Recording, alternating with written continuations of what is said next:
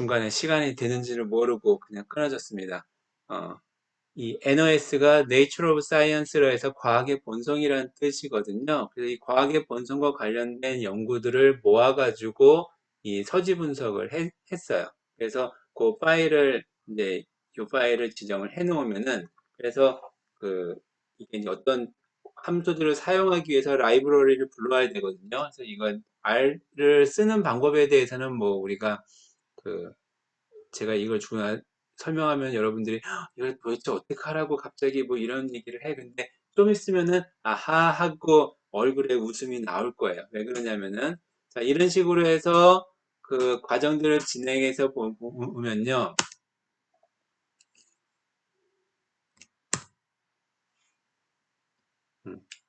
지금 여기서 이렇게 나와야 되는데 벌써 이렇게 나왔었네.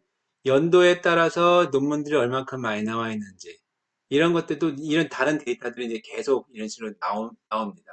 그런데 내가 왜 이걸 하냐 하면은 이 과정을 아주 쉽게 쓸 수 있게 만들어 놓은 사람들이 있어요.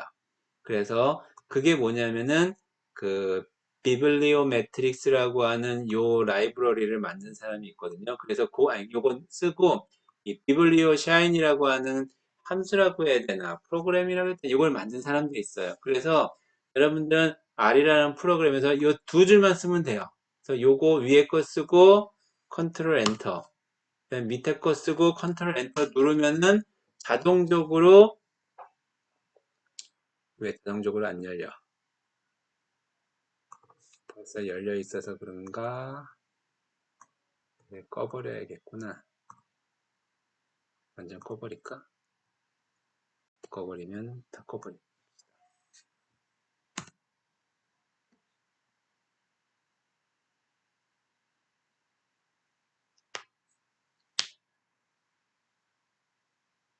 응?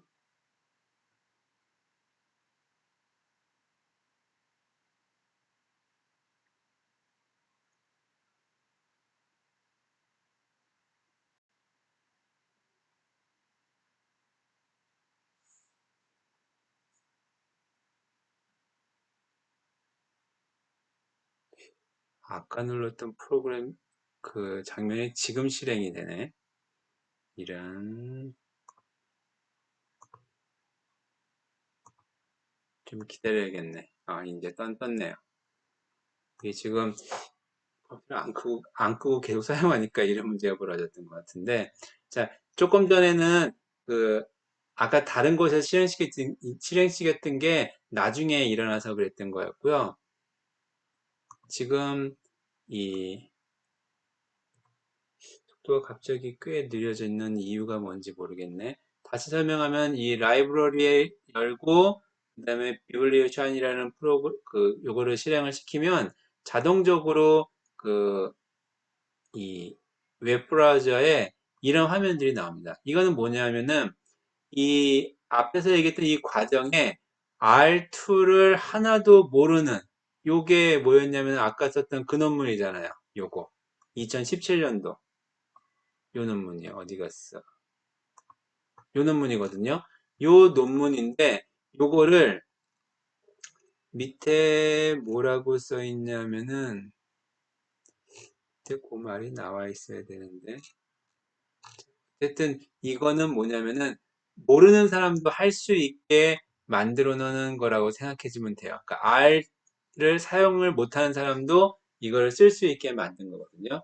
자, 그래서 일단은 지금 파일이 있으니까 이 에너지 에듀케이션 가지고 검색했던 그거를 한번 집어넣어 보도록 할게요. 웹 오브 사이언스에서 불러올 수도 있고 얘는 이제 스코퍼스하고 웹 오브 사이언스 두 개에서 쓰시는데 우리는 웹 오브 사이언스 불러왔으니까 여기서 놓고 비블리오텍에 파일 열기를 해서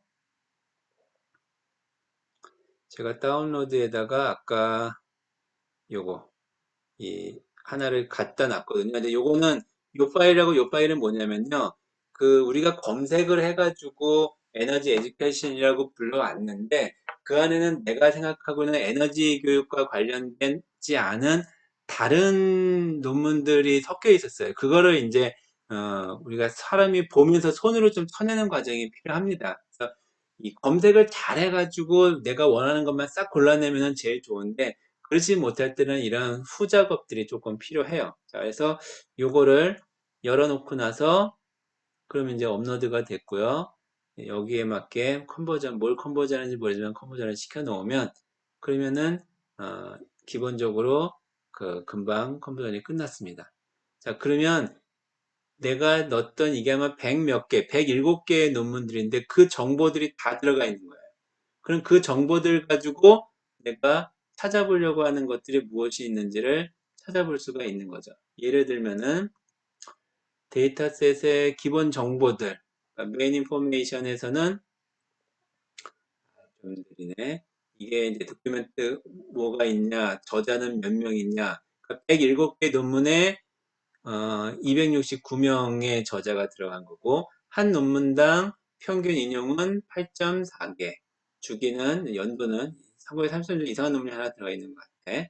그 다음에, 키워드는 어떻게 돼 있냐. 그 다음에 논문은 소스는 몇 개 돼 있냐. 그 다음에 도큐멘트당, 논문당 저자는 몇 명이냐. 저자당 논문은 몇 명이냐. 뭐 이런 것들이 이제 쭉 그 기본 정보들이 나와 있고요. 그 다음에 연간 논문이 어떻게 분포되어 있는지, 아까 33년도 이상한 거 했댔죠. 이거 무시하면은 대략 어떻게 나오는지를 볼 수 있죠. 좀 나오다가 이 1900, 이게 몇 년도일까? 이거 좀 나중에, 아이고,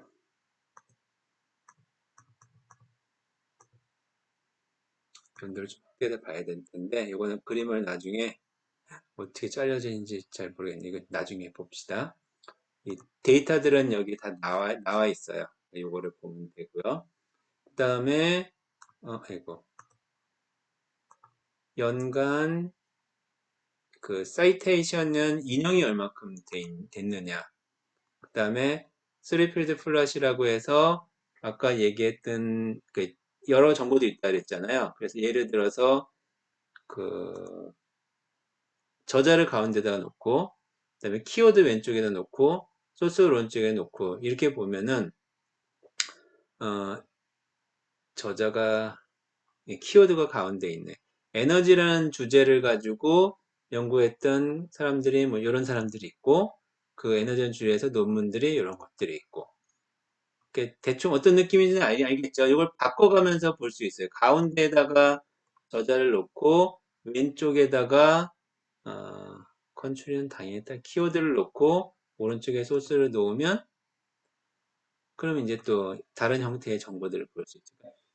얘는 제시되어 있던 정보를 내가 원하는 많은 형태로 이렇게 뿌려줄 수 있게 나타내 준 거예요. 요거를 이제 해석하는 거는 사람들의, 연구하는 사람들의 몫이죠. 그걸 할 수 있어야죠. 그래서 요거를 이제 작년에 내가 논문으로 써가지고 나왔던 게, 아까 첫 번째 나왔던 그 논문이 바로 요 에너지 교육 가지고 썼던 논문입니다. 요게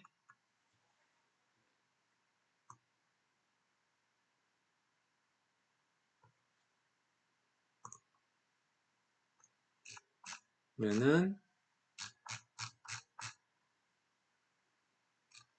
음,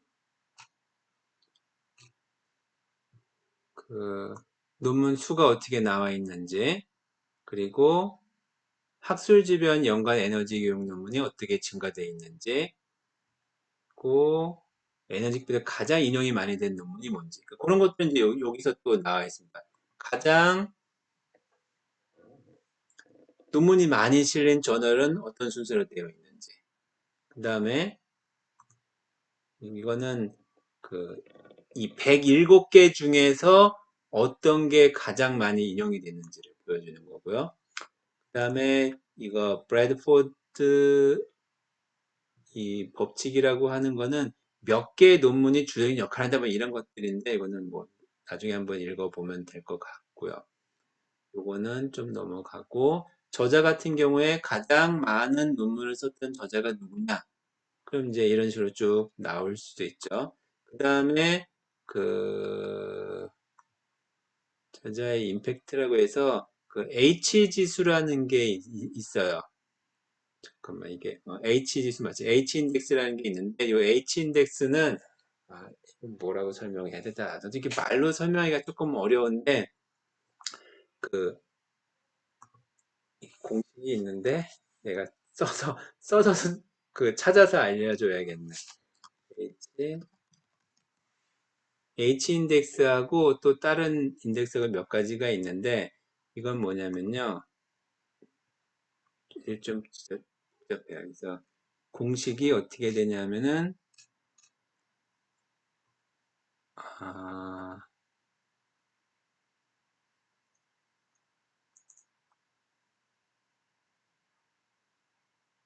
이 공식이 어디 있는데, 왠이 이거를 들어왔어.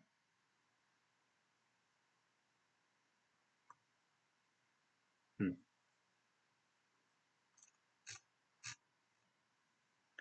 이거예요.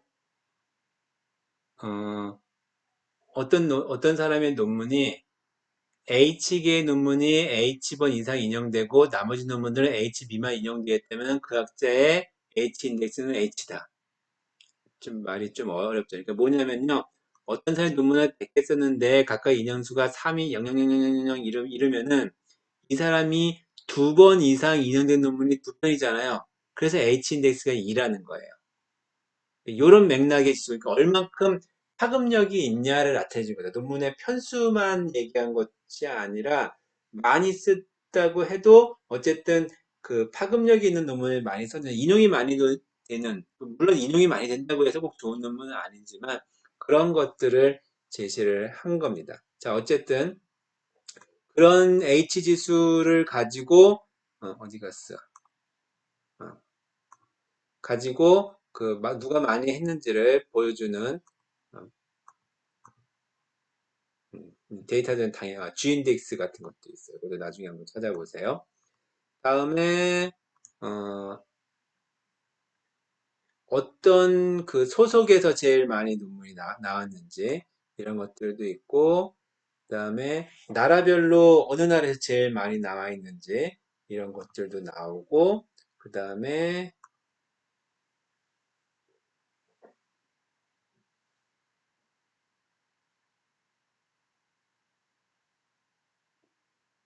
좀 시간이 걸리네. 다른 것부터 먼저 봅시다. 그 다음에 가장 인용이 많이 된 논문. 요게 또 의미가 있잖아요. 인용이 많이 됐다고 하는 건 그만큼 다른 곳에서 많이 활용을 하고 있다는 거니까. 그래서 이런 논문들을 상위 몇 개 논문이 어떠냐. 그래서 이제 여기 오른쪽 보면 논문에서 이렇게 썼잖아요. 이게 가장 인용이 많이 된 그 논문들이 어떤 논문인데 첫 번째가 요 논문이죠. 요게 이제 요 논문이거든요. 첫 번째 요 논문이거든요. 그래서 이런 데이터들을 쉽게 구해줄 수 있어요. 근데 요거를 이제 해석을 해야 되죠. 그런 해석을 하는 것들은 이제 이 연구자의 역량에 따라서 좀 다를 수도 있을 것 같아요. 그리고 뭐 또 뭘 볼 수 있을까? 뭐 이런 것들은 여러분들이 쉽게 가장 많이 사용된 단어 이런 것 좀 볼게요. 워드 클라우드는 여러분들이 많이 쓰는 것들이죠. 그래서 이 워드클라우드 형태, 뭐, 동그랗게 할 거냐, 다른 모양으로 할 거냐, 그 다음에 글씨 크기는 뭐 어떻게 할 거냐, 색깔은 어떻게 할 거냐, 이런 것들 이제 우리가 마음대로 조절이 가능합니다. 쉽게 할 수 있죠. 뭐, 워드클라우드 만들어주는 요즘에 프로그램도 많이 있기는 하지만요.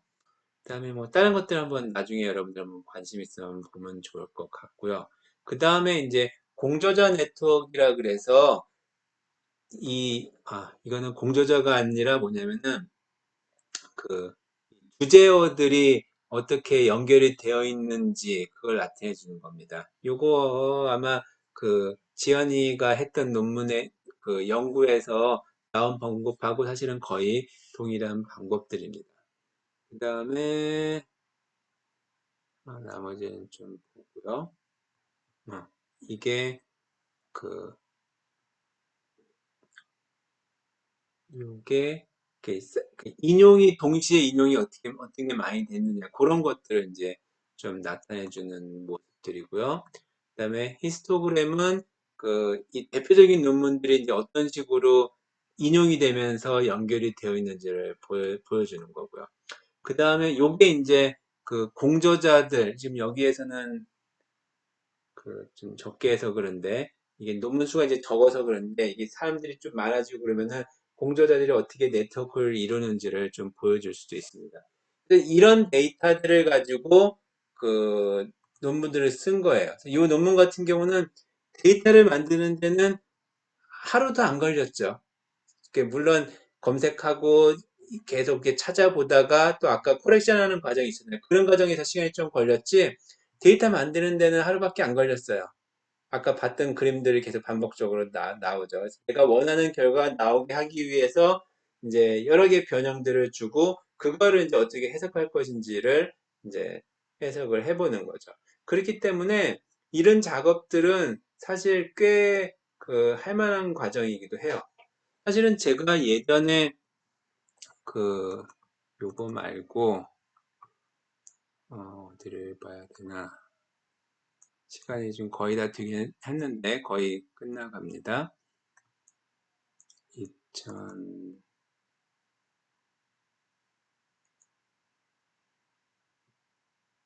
아,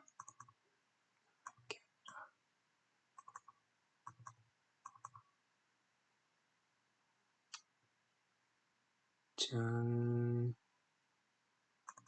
아,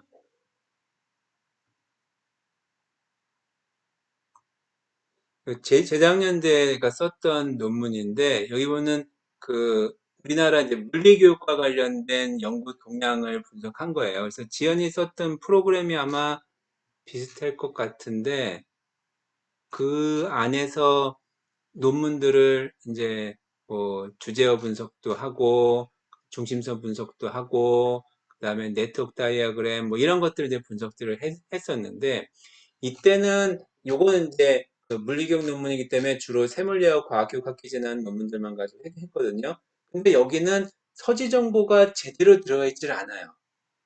그래서 내가 또 이 저자가 썼던 키워드를 제대로 알기 어려워가지고 그냥 무식하게 제가 다 코딩했었어요, 이때는. 코딩을 해가지고, 그래서 이제 좀, 여기 주제어가 중요한 거기 때문에 논문을 보고 주제어를 제가 사실은 맞췄거든요. 그런데 이 서지 정보만 잘 들어가면은 그걸 가지고 굉장히 많고 다양한 어떤 정보들을 찾아낼 수가 있다는 거죠.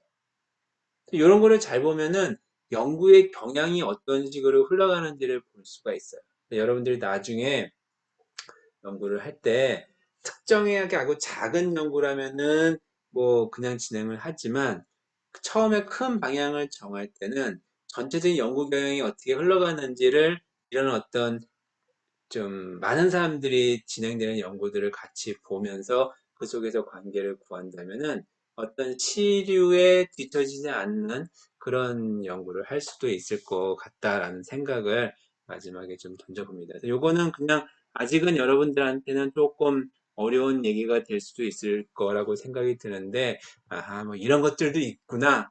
이게 꼭 과학교육 범위는 아니에요. 저는 그냥 이런 쪽에 관심이 있어서 좀 보고 그러는데, 과학교육이라고 하는 범위 속에 다른 테크놀로지나 이런 새로운 기술들을 활용해 가지고 연구를 해볼 수도 있지 않겠나 이런 생각들을 좀 해봅니다. 근데 그런 도구들을 사용하는 걸 많은 사람들이 알고 있어요. 또 관심 있는 사람도 있고 그거를 어떻게 활용하는지가 굉장히 사람마다 차이가 있는 거라고 생각됩니다. 자, 관심을 갖고 또 이런 데도 한번 관심 있게 좀 보면 좋을 것 같습니다. 이상으로 강의 내용 8주차 마치고요. 다음에 9주차 때 어떤 식으로 볼지는 아직은 모르겠네요. 아직은 4월 달이라서 그때 결정되면 그때 보도록 하겠습니다. 이상 마치겠습니다.